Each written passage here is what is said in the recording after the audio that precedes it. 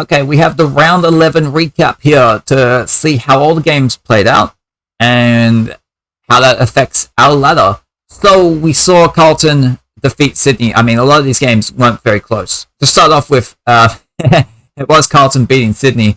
95-9 was the final score with St Kilda and Hawthorn, which was unusual until you look down a couple more games. However, Melbourne, they defeated Freo, which was big because it was the first time in quite a long time where the player 2 control team actually came out on top, and it was very good to see.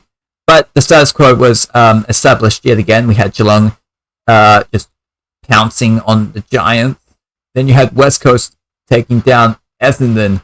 The next two games we had, though, were very interesting. We had a 2-point game where Bulldogs got on top of Gold Coast, and we had the player 2 control team win again.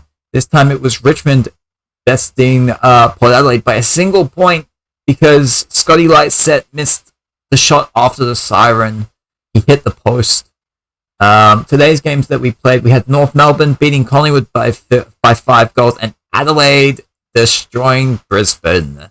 So let's see what that means for our ladder. Freo are on top still.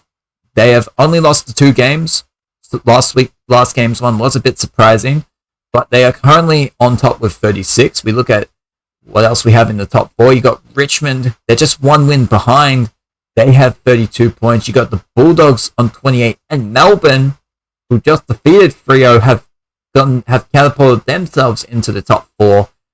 By percentage, they are currently on 24 points. In 4th, to look at the remainder of at least the top 8, we have Port Adelaide, Geelong, GWS, and Essendon. They are all on 24. That does round out our top 8. We look at the remaining teams.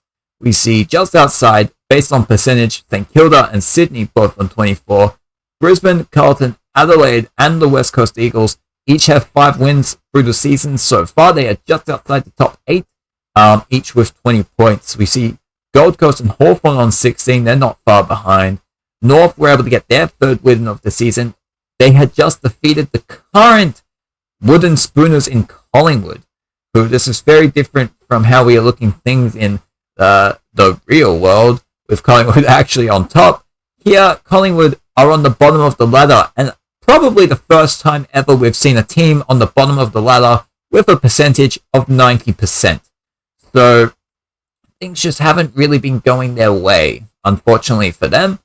We'll have to see how things continue into the next round. As we have a little look, we do begin the bye rounds next time around when we start off tomorrow. So we do have 6 games for the next round. So that'll be something to look forward to.